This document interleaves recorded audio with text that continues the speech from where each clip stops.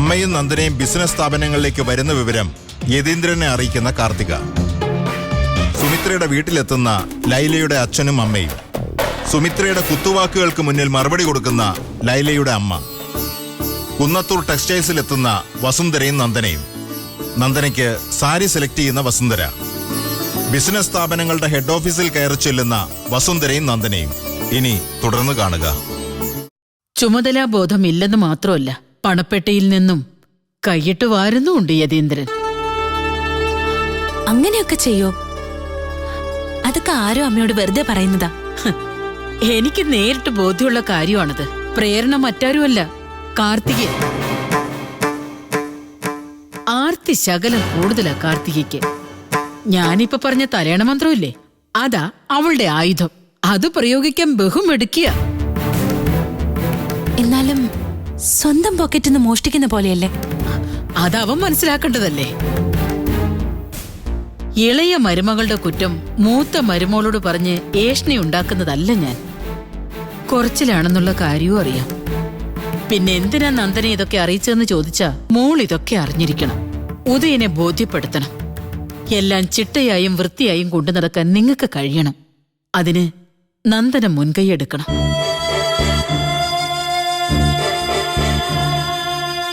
മോള് വന്നേ.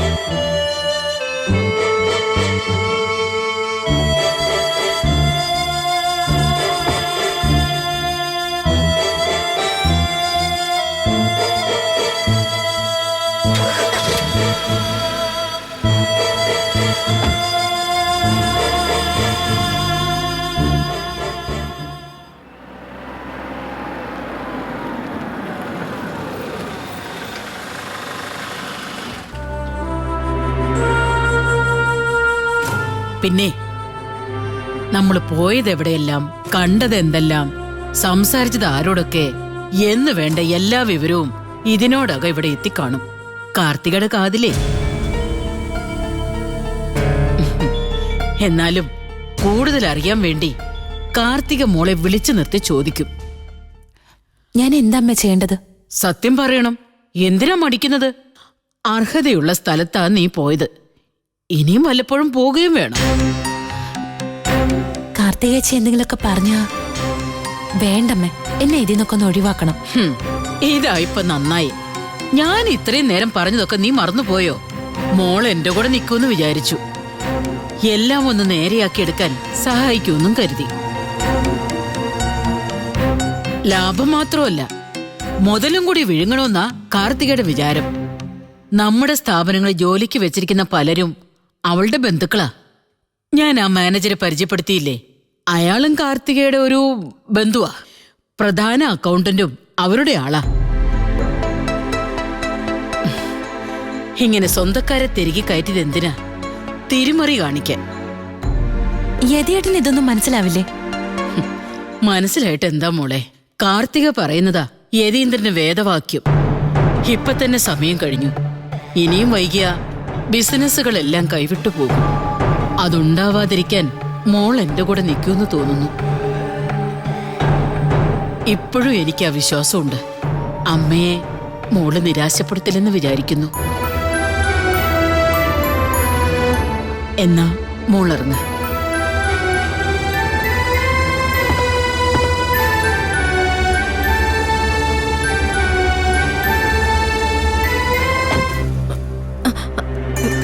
പുറത്തുനിന്ന് പോയി വരാന്ന് പറഞ്ഞിട്ട് ഇതിപ്പോ എത്ര സമയായി? ഞാൻ കരുതി നിങ്ങൾ ഇനി ആഹാരമൊക്കെ വെളിയിൽ നിന്ന് കഴിച്ചിട്ട് വൈകിട്ടേ വരുള്ളൂന്ന്. ഞാൻ പറഞ്ഞതാ അങ്ങനെ മതിയെന്ന്. പക്ഷെ നന്ദനയ്ക്ക് ഇങ്ങോട്ട് പോരണം. എന്നിട്ട് എവിടെയൊക്കെ പോയി? കാർത്തിയോട് പറഞ്ഞിട്ടല്ലേ ഞങ്ങൾ ഇവിടെ നിന്ന് ഇറങ്ങിയത്. ടൗണിലെല്ലാം ഒന്ന് കറങ്ങി. ആ, അതിങ്ങോട്ട് വെച്ചേക്കും പോലെ.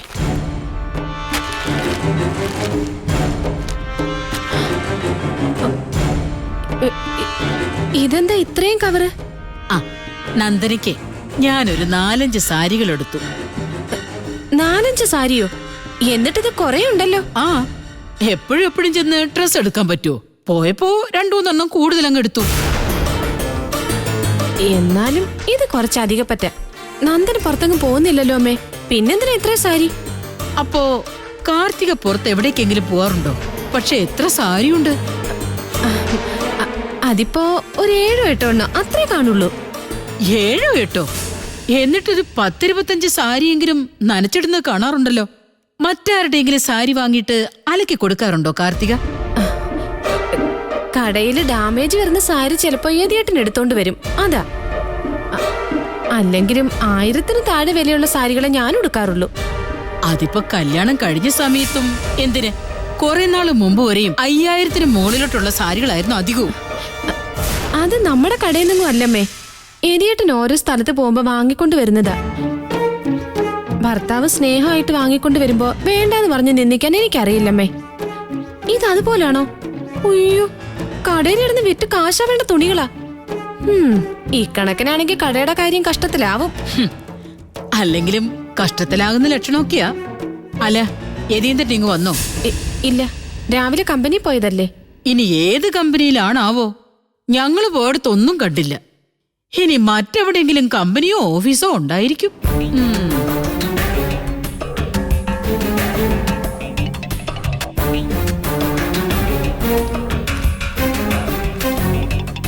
കാർത്തികച്ചി, ഇതിന് ഇഷ്ടമുള്ള സാരി എടുത്തോ. ഇതിന്നോ? എനിക്കെങ്ങും വേണ്ട. എനിക്ക് ആവശ്യമുള്ള തുണി ഏതിയേട്ടൻ എടുത്തു തരും. പിന്നെ കൺസ്ട്രക്ഷൻ വർക്ക് നടക്കുന്നിടത്തൊക്കെ പോയോ? ഇല്ല. തുണിക്കടയിലും ടൂറിസ്റ്റ് ഹോമിലും എന്തൊക്കെയാ വിശേഷങ്ങള്? എല്ലാം കൃത്യമായി നടക്കുന്നുണ്ടോ? എന്തിനാ കാർത്തികച്ചി ഇങ്ങനെ പറയുന്നത്? ഞാൻ ആവശ്യപ്പെട്ടിട്ടല്ല, അമ്മ എന്നെ വിളിച്ചോണ്ട് പോയതാ. അമ്മോട് ഞാൻ വേണ്ടെന്ന് പറയണായിരുന്നോ? എന്നെയും പണ്ട് ഇതുപോലെ കൊണ്ടുപോയിരുന്നു. ആദ്യത്തെ ദിവസം ചെല്ലുമ്പോ എന്താ ഒരു സ്വീകരണം! എല്ലാരും എഴുന്നേറ്റ് നിന്ന് വണങ്ങുന്നു, ലോഹ്യം ചോദിക്കുന്നു, ബൊക്കെ ഹാരവും ഒക്കെ തരുന്നു. ആ, നന്ദനയ്ക്കും ബൊക്കെ ഹാരവും ഒക്കെ തന്നോ? ഇല്ല. മറന്നുപോയതായിരിക്കും. ഫസ്റ്റ് ദിവസം ഞാൻ വിചാരിച്ചു, അമ്മയ്ക്ക് എന്താ സ്നേഹം, ജോലിക്കാർക്കൊക്കെ എന്താ ബഹുമാനം. പിന്നല്ലേ കാര്യം പിടികിട്ടിയത്. എന്നെ കൊണ്ട് അവിടുത്തെ ഓഫീസ് ജോലികൾ ചെയ്യിക്കാനായിരുന്നു അമ്മയുടെ പരിപാടി. ശമ്പളമില്ലാതൊരു സ്റ്റാഫ്. പദവിയോ മാനേജിംഗ് പാർട്ട്ണറുടെ മിസ്സിസ്. അതാണ് ഉദ്ദേശം എന്ന് മനസ്സിലായപ്പോ ഞാൻ പിന്മാറി. ഒരു ജോലി ഏറ്റെടുത്ത് ചെയ്യുന്നത് നല്ലതല്ലേ ചേച്ചി? ആണ്, പക്ഷെ അതിന് ശമ്പളം കിട്ടണം. പുറത്തുനിന്നുള്ള ഒരു സ്റ്റാഫിന് കൊടുക്കുന്നതിന്റെ ഇരട്ടി സാലറി. സൗജന്യ സേവനത്തിന് എന്തായാലും എന്നെ കിട്ടില്ല. മറ്റാരുടെ അല്ലല്ലോ, ചേച്ചിയുടെ ഹസ്ബൻഡിന്റെ സ്ഥാപനമല്ലേ. അതുകൊണ്ട് കപടതയ്ക്ക് കച്ച കെട്ടിയതാ കച്ചവടം. അതിൽ ഹസ്ബൻഡ് എന്നോ വൈഫ് എന്നോ ഒന്നുമില്ല. അമ്മായിയമ്മയുടെ സാരി സമ്മാനം ഉണ്ടല്ലോ, ഇതൊരു പ്രലോഭനോ? നന്ദനെ കടയിലേക്ക് ആകർഷിക്കാനുള്ളൊരു പ്രലോഭനം. ഇങ്ങനെ പാവമായിട്ടിരിക്കുന്നെങ്കിലും കാഞ്ഞ പുള്ളിയാ നമ്മുടെ അമ്മായിയമ്മ. കല്യാണം കഴിഞ്ഞിടയ്ക്ക് എനിക്ക് നന്ദനയുടെ രണ്ടിരട്ടി നിറം ഉണ്ടായിരുന്നു. മുടിയാണെങ്കിൽ ദേ ഇത്തറ്റം വരെ. ആകെ മൊത്തം ഒരു ഗ്ലാമർ. എതിയേട്ടന്റെ അമ്മയുടെ പരിപാടി എന്തായിരുന്നെന്നറിയോ? ദിവസവും രാവിലെ എന്നെ ഒരുക്കി ടെക്സ്റ്റൈൽസിന്റെ ക്യാഷ് കൗണ്ടറിൽ കൊണ്ടിരുത്തും. എന്തിനാണെന്ന് മനസ്സിലായോ? ഒരു ആകർഷണത്തിന്. കടയിൽ വരുന്നവരെല്ലാം എന്നെ ഒന്ന് നോക്കും. ഇടയ്ക്ക് പറയും ഓരോ ഫ്ലോറിലും പോയി ഒന്ന് നോക്കിയിട്ട് വരാൻ. ഒരുമാതിരി ഫാഷൻ ഷോ. ആ അമ്മായിയമ്മയുടെ മനസ്സിലിരി പറഞ്ഞപ്പോ കടയിൽ പോക്ക് ഞാനങ്ങ് നിർത്തി. അന്നേരം പറയൂ ഓഫീസ് കാര്യങ്ങൾ നോക്കാൻ. ഞാൻ ഒഴിഞ്ഞു മാറി. ഓരോരോ ഉത്തരവാദിത്തങ്ങളും നമ്മുടെ തലയിൽ വെച്ച് തന്നാ പിന്നെ നമുക്ക് സ്വാതന്ത്ര്യം ഉണ്ടാവില്ല. എന്തിന്റെങ്കിലും ചുമതല ഏറ്റെടുക്കാൻ നന്ദനയോട് അമ്മ പറഞ്ഞായിരുന്നോ? ഇല്ല. എന്നാ പറയും. സ്വസ്ഥത വേണമെന്നുണ്ടെങ്കിൽ ഒന്നും എടുത്ത് തലയിൽ വെക്കല്ലേ. ആദ്യം അമ്മ സ്നേഹിച്ചു കൊല്ലും, പിന്നെ കോപിച്ചു കൊല്ലും. അതുകൊണ്ട് അധികം അങ്ങോട്ട് അടുക്കാനൊന്നും പോകണ്ട. അതാ നല്ലത്. ഞാൻ നന്ദനയോടുള്ള ഇഷ്ടം കൊണ്ട് പറഞ്ഞതാണേ. അത് മനസ്സിലായി കാണുമല്ലോ അല്ലേ? ശരി.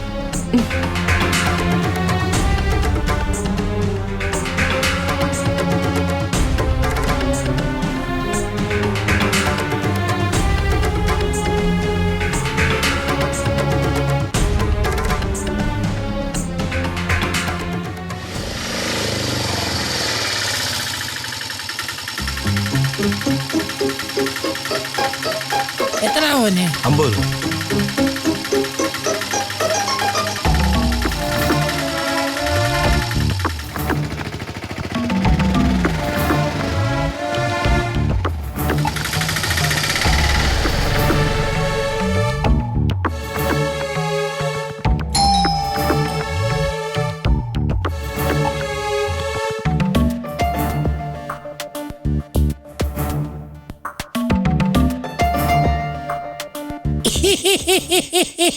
ഞാനാ സുമിത്രേ.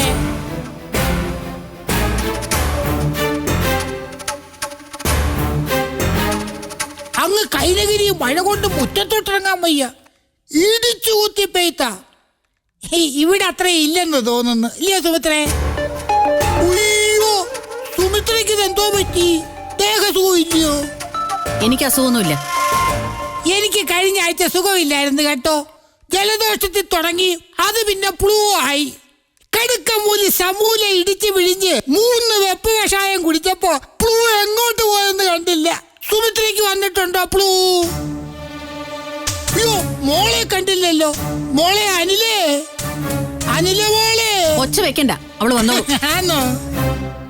അങ്ങനെ ഇരിക്കുമ്പോ എനിക്ക് തോന്നുന്നു അനില മോളെ കാണണമെന്ന്. അന്നേരം വന്ന് കണ്ടില്ലെങ്കിൽ മനസ്സിനൊരു എന്തോന്ന് പോലെ. അല്ല മോളെ, അച്ഛനെപ്പോ വന്നു? 2 മിനിറ്റായി കാണും, അല്ലെങ്കിൽ 3 മിനിറ്റ്. രാജേഷേട്ടൻ വന്നില്ലേ? ഇല്ലില്ല, അവൻ സകലം ബിസിയാ മോളെ.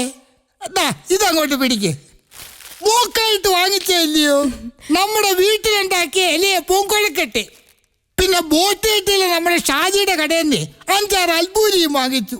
അതേ ഉള്ളു ബേക്കറി സാധനങ്ങള്. കേട്ടോ സുമിത്രേ? അൽബൂരി എന്ന് പറഞ്ഞ അനിലമോക്ക് ജീവനാ സുമിത്രേ. ഇപ്പൊ ഓരോന്ന് കഴിക്കാൻ തോന്നുന്ന സമയമില്ലയോ? അവൾക്ക് വേണ്ടതൊക്കെ ഇവിടെ ഉണ്ടാക്കി കൊടുക്കുന്നുണ്ട്. അതെനിക്കറിയാം. എന്നാലും ഫാദർ ഇല്ല എന്നുള്ള നിലയ്ക്ക് എന്റെ ഒരു കടമയുണ്ടല്ലോ, ഇല്ലയോ? മോൾ അതിൽ നിന്ന് ഒന്ന് എടുത്ത് കഴിച്ചേ. ഞാൻ കഴിച്ചോളാം. അങ്ങോട്ട് കഴിക്കും മോളെ, അച്ഛന് സന്തോഷം വരട്ടെ. അല്ല, രാജേഷേട്ടൻ എന്തോ തിരക്കാന്ന് പറഞ്ഞല്ലോ, അതെന്താ? മോളെ എന്നോട് ചോദിക്കട്ടെന്ന് കരുതി പറയാതിരിക്കുമായിരുന്നു ഞാൻ. വാസ്തവത്തിൽ ആ കാര്യം ഒന്ന് ചർച്ച ചെയ്യാനാ ഞാൻ ഇപ്പോഴിങ്ങോട്ട് വന്നത്. രാജേഷ് ഒരു പരിപാടിയൊക്കെ ഇട്ടിട്ടുണ്ട് സുമിത്രേ. അല്ല, അത് മുൻകൂട്ടി ഇവിടെ വന്ന് ആലോചിക്കാതിരുന്നതിൽ സുമിത്രയ്ക്ക് അലോഹ്യം തോന്നരുത് കേട്ടോ. അല്ല, രാജേഷേട്ടൻ എന്ത് പരിപാടി തുടങ്ങിയത്? ഫർണിച്ചർ കട. തുടങ്ങിയില്ല, ഉടനെ തുടങ്ങും. അതിന്റെ ഓട്ടത്തിലായി ഇപ്പൊ ചെറുക്കൻ. ഈ ഫർണിച്ചർ കടയെന്ന് പറയുമ്പോ ഒരുപാട് പൈസ വേണ്ടേ? അധികം പൈസ മുടക്കാതെ ഒരുപാട് പൈസ ഉണ്ടാക്കാനുള്ള ഒരു പദ്ധതി അതാ മനസ്സിൽ. എന്ന് വെച്ചാ നമ്മൾ നേരിട്ട് തടി വാങ്ങി ഫർണിച്ചർ ഉണ്ടാക്കുന്നു, എന്നിട്ടത് കടയിൽ കൊണ്ടുപോയി കൊടുക്കുന്നു. ഉരുപ്പടി വിറ്റ് കിട്ടിയിട്ട് തടിയുടെ വില കൊടുത്താൽ മതി. തങ്കപ്പനാശാരിയുടെ മോനെന്ന് പറഞ്ഞാല് ആരും അവന് തടി കൊടുക്കും. അതാ ഞാനുണ്ടാക്കിയ അഡ്രസ്. എങ്ങനെയുണ്ട് സുമിത്ര ഐഡിയ? ഒരു തൊഴിൽ ചെയ്യാൻ തീരുമാനിച്ച നല്ല കാര്യാ. അതാ കുറെ കാലം മുന്നോട്ട് കൊണ്ടുപോകണമെന്നേ ഉള്ളൂ. ആ കാര്യത്തിൽ എനിക്ക് സംശയമില്ല. രാജേഷിന് ഈയിടെയായിട്ട് നല്ല മാറ്റമുണ്ട്. മോള് കേൾക്കാനാന്നേ, രാജേഷിന്റെ ഉഴപ്പ് കംപ്ലീറ്റ് മാറി. കാവാലം, നെടുമുടി, തച്ചങ്കരി ഭാഗങ്ങളിൽ കുറെ തടി കണ്ടുവച്ചിട്ടുണ്ട്. ചെറിയ ചെറിയ തുക അഡ്വാൻസ് കൊടുത്താ അത് വെട്ടിക്കൊണ്ടെങ്കിൽ പോരാ. എന്ന് പറഞ്ഞ് തീരുന്നതിന് മുമ്പ് അത് മേശയും കസേരയും കട്ടിലും ഒക്കെ ആയിട്ട് മാറും. ചിങ്ങ 1 കട തുടങ്ങാനാ പരിപാടി. അല്ല, ഇതൊന്ന് സുമിത്രയും മോളെ അറിയിക്കണമെന്ന് തോന്നി. അല്ല, അത് മാത്രമല്ല, മറ്റൊന്നുകൂടി ഉദ്ദേശിച്ചാ ഞാൻ വന്നത്. അതെന്തുവാന്ന് അനിലേക്ക് പിടികിട്ടിയോ? ഇല്ല. മോളെ വിളിച്ചോണ്ട് പോവാൻ.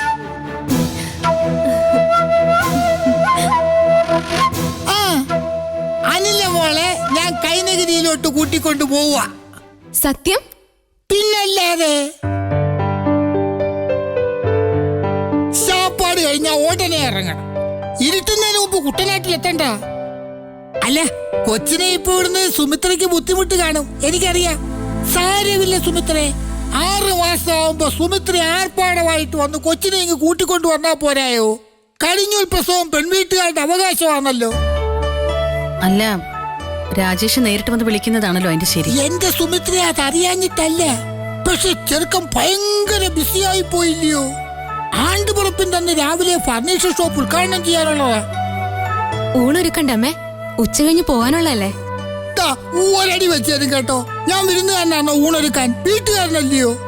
വല്ല മീനോ മുട്ടയോ ഇറച്ചിയോ വേണമെന്നല്ലാതെ യാതൊരു സ്പെഷ്യലും ഉണ്ടാക്കരുത് കേട്ടോ. എന്നാ ഞാൻ പോയി ഡ്രസ് എടുത്ത് വെക്കാം. ആയിക്കോട്ടെ ആയിക്കോട്ടെ ആയിക്കോട്ടെ. മോളെ കൊടയെടുക്കണേ, എപ്പോഴാ മഴ പെയ്യുന്നതെന്ന് അറിയത്തില്ല കേട്ടോ. അപ്പൊ സുമിത്രേ, അനില മോള് റെഡി ആവുമ്പോഴത്തേക്ക് സുമിത്രയ്ക്കൊന്ന് ബാങ്കിലോട്ട് പോയിട്ട് വന്നുകൂടായോ? ബാങ്കിലോ? അതെ, സുമിത്രയ്ക്ക് അക്കൗണ്ടുള്ള ബാങ്കിലോട്ട്. മനസ്സിലായില്ല. അതിപ്പോ മനസ്സിലാക്കാൻ എന്തോന്നിരിക്കുന്നു. രാജേഷ് കട തുടങ്ങാൻ പോകുന്നു, ഞാൻ അനിലയും വിളിച്ചോണ്ട് പോകുന്നു. വെറും കൈയോടെ അവന്റെ മുന്നിലോട്ട് അനിലെ കൊണ്ടുവന്ന് നിർത്താനൊക്കുവോ? അവനെന്തു തോന്നും? മോക്കെന്തു തോന്നും? സുമിത്രയ്ക്ക് എന്ത് തോന്നും? അതുകൊണ്ട് മരുമോന് ഷോറൂം തുടങ്ങാൻ സുമിത്രയുടെ വക ചെറിയ ഒരു പ്രോത്സാഹനം, ഒരു 50,000 രൂപ, അത് മതി. അയ്യോ, എന്താ കുറഞ്ഞു പോയോ? അല്ല, ബാക്കി പിന്നെ എപ്പോ വേണമെങ്കിലും കൊടുക്കാമല്ലോ. ഇന്ന് തന്നെ വേണോ 50,000? രൊക്കമായിട്ട് ബാങ്കിൽ കിടപ്പില്ലെങ്കിൽ ചെക്കായാലും മതി, ഞാൻ മാറിയെടുത്തോളാം.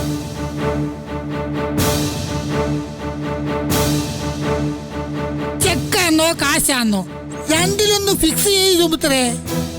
ഊണ് കഴിഞ്ഞ് പിടിയിന്ന് പോകാനുള്ളതാ. ചെക്കും ഇല്ല, കാശും ഇല്ല. 10 രൂപയുടെ ബേക്കറി സാധനം കൊണ്ട് ഇറങ്ങിക്കോളും. തടി, ഫർണിച്ചർ ഷോറൂം. ആദ്യേ നിങ്ങളുടെ മോൻ കട തുടങ്ങട്ടെ, ഒരാഴ്ചയെങ്കിലും അത് നടത്തട്ടെ, എന്നിട്ട് ആലോചിക്കാം ബാക്കി. അല്ല, അനിലെ ഞാൻ കൊണ്ടുപോവാ. അവളെ ഇവിടെ അധികപ്പറ്റായിട്ട് നിൽക്കൊന്നുമല്ല തന്നുവിടാൻ. ചുരുക്കി പറഞ്ഞാൽ കാശില്ല. ഇല്ല. ചെക്കും ഇല്ല. ഇല്ലെന്ന് പറഞ്ഞില്ലേ? ഇറച്ചി മീനും ഒന്നുമില്ല. വേണമെങ്കിൽ ചോറുണ്ടേച്ച് പോ. അത് ശരി, ചെക്കും ഇല്ല, ചോറും ഇല്ല. രാഹുകാലത്തെങ്ങാണ്ടോ ഇറങ്ങിയെന്നാ തോന്നുന്നു.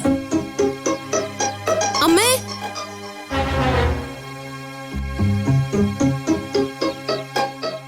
അയ്യോ, അച്ഛൻ പോകുന്നു. ആരുടെ അച്ഛനാടി? നീ നിന്റെ തന്തയെ വെച്ച് മാറിയോ? കേറി പോകത്ത്. അമ്മേ, പോകാൻ. ഓടി. ഒന്നും വിധിച്ചിട്ടില്ല നിനക്ക്. എരയെ പിടിക്കാൻ ഇറങ്ങും ഓരോന്ന്. എടി, കേറി പോവാൻ. ഓടി.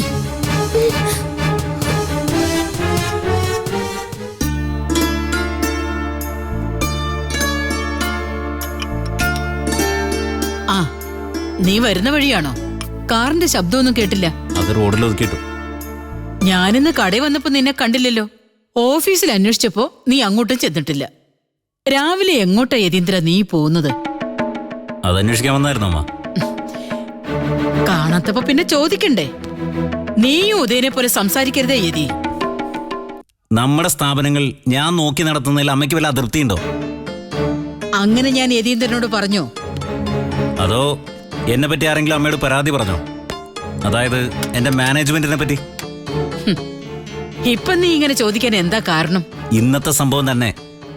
ഉദയേട്ടന്റെ ഭാര്യയെ അമ്മ എല്ലായിടത്തും കൊണ്ടുനടന്ന് ഇൻട്രൊഡ്യൂസ് ചെയ്തെന്തിനാ? അതിനിപ്പോ എന്താടോ കുഴപ്പം? നമ്മുടെ ഉടമസ്ഥതയിലുള്ള സ്ഥാപനങ്ങൾ ഏതെന്ന് നന്ദനിയും അറിഞ്ഞിരിക്കേണ്ടതല്ലേ? ടെക്സ്റ്റൈൽസിൽ നിന്ന് അവൾക്ക് കുറച്ച് തുണികളും എടുക്കണമായിരുന്നു.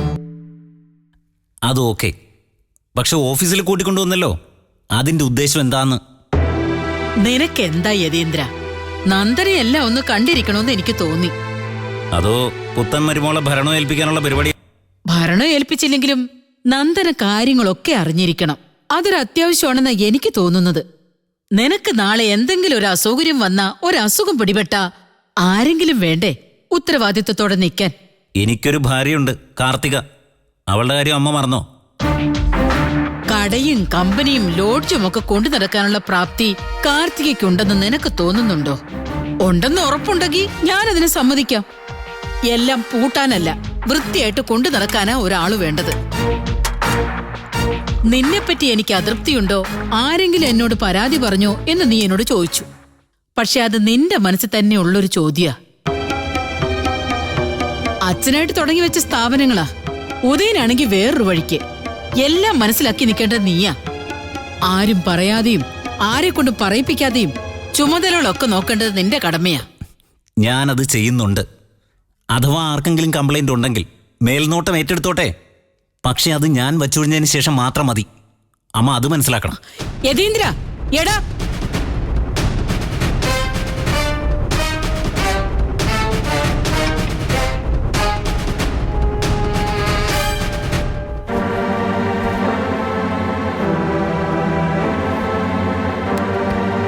ആഹാരം വേണ്ടേ? ഇതിനുള്ള ഉത്തരം ഞാൻ അമ്മയോട് പറഞ്ഞിരുന്നു.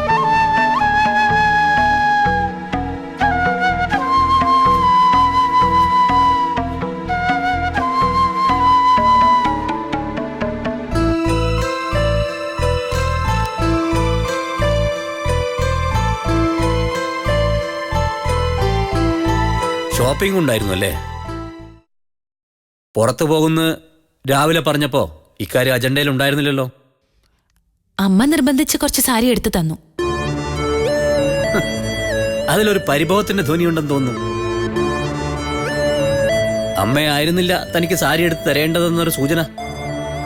അതോ എനിക്ക് തോന്നിയതാണോ? തോന്നിയതാണ്. ആശ്വാസം. കുന്നത്തൂർ കോവിലത്തെ ബിസിനസ് സമുച്ചയം സന്ദർശിക്കാൻ പോയിട്ട് എന്തുണ്ട് വിശേഷങ്ങൾ? എല്ലാം പതിവ് പോലെ നടക്കുന്നു. സ്റ്റാഫിനെ എല്ലാം അമ്മ പരിചയപ്പെടുത്തി തന്നോ? അവിടെ ഉണ്ടായിരുന്നവരെയൊക്കെ പരിചയപ്പെട്ടു. അല്ല, ഈ പറയുന്ന ആൾക്ക് ഏതെങ്കിലും ഒരു വർക്കിംഗ് സ്റ്റാഫിനെ പുറത്ത് വെച്ച് കണ്ടാൽ തിരിച്ചറിയാൻ പറ്റൂ? അതിന്റെ ആവശ്യമുണ്ടെന്ന് എനിക്ക് തോന്നിയിട്ടില്ല. അതിനാണ് യതീന്ദ്രനെ ചുമതലപ്പെടുത്തിയിരിക്കുന്നത്. ഈ കട, കച്ചവടം, അതിന്റെ കണക്കുകൾ ഒന്നും എനിക്കങ്ങ് ശരിയാവില്ല. ഇത് മുൻവിധിയാണ്.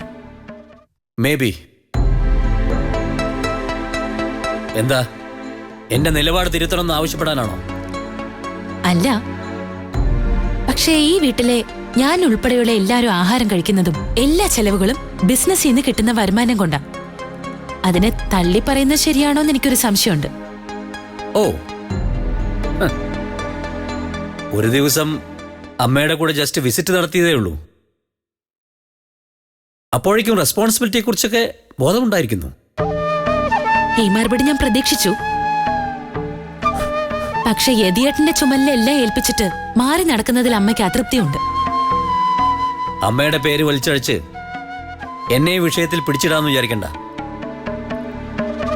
പക്ഷെ കുടുംബത്തിലെ മൂത്ത മകനായി നിൽക്കുമ്പോ കുറഞ്ഞ പക്ഷെ അറിഞ്ഞിരിക്കേണ്ട ഇവിടെ എന്തെല്ലാം ഉണ്ട്, എങ്ങനെയാ കാര്യങ്ങൾ നടക്കുന്നതെന്നൊക്കെ. കാര്യങ്ങൾക്ക് മുടക്കം വരുമ്പോ അതിനെക്കുറിച്ച് ആലോചിക്കാം.